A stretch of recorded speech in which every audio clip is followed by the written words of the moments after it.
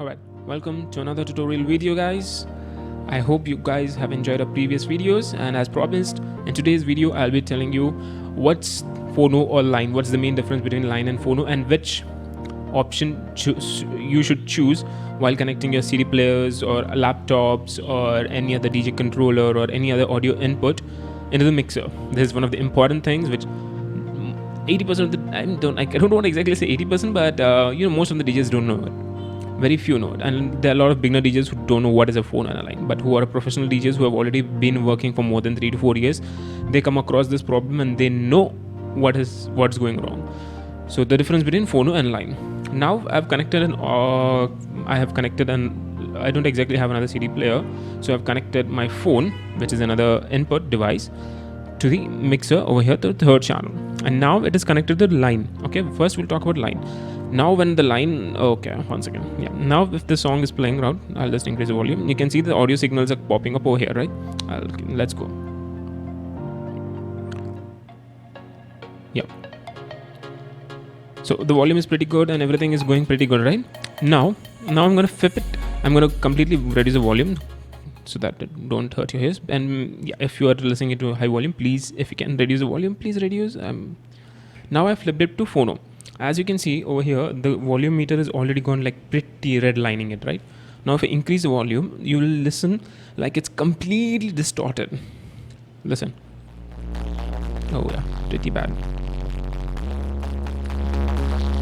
It's just only at like, I only bought it for volume 2 to 3 points, and it's like completely fucked up.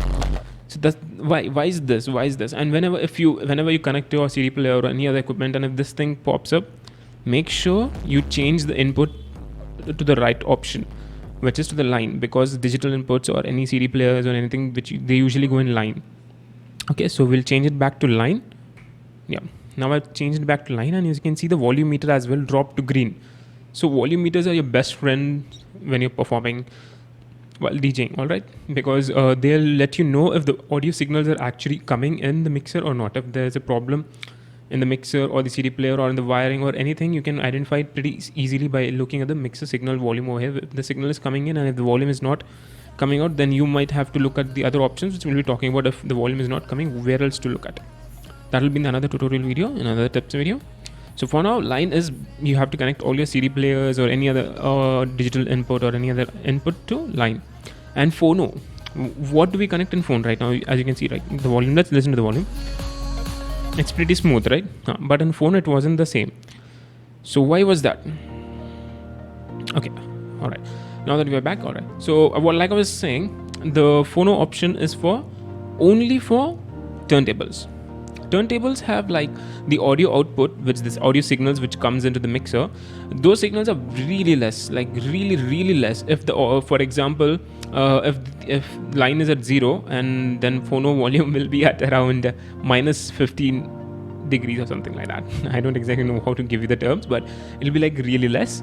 And what happens is, so when you connect to the mixer, these mixers have a preamp built in sometimes. So what they do is they boost the volume. So that is what happened over here.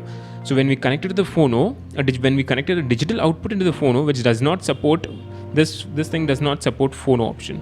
This is already boosted. The line is already boosting everything and sending it. This is the input.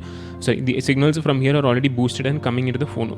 Phono has has the capacity to only capture audio which are very low. So when you connect the wrong input, the sound's going to get distorted. And if you connect a turntable into line, the volume is going to be completely. It's going to be very quiet. You would have to increase a lot of gain to increase the volume of it. So that is why, if in case you're connecting the basic point of this tutorial is always connect your inputs to line, not phono. Only if you have a turntable, then connect it to phono. Usually usually till where I know, even acoustic instruments go into phono, but I'm not exactly sure how true is that. But use phono only for turntables and line for your digital inputs or any other inputs. So this is very important topic, because you need to know this, because as a beginner DJs, most of them don't know which input option to connect. They just go to the clubs, they just see a white and yellow option to connect the channel 3 written over here, and they just connect it to channel 3.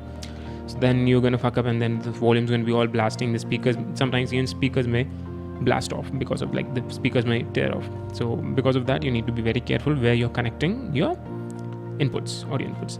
So that's it for now, guys. Thank you for watching our video. If you have any other doubt or if you have any other question, make sure you comment down below. And yeah, that's it for now. Thank you. Make sure you like, share, comment, and subscribe. Bye bye.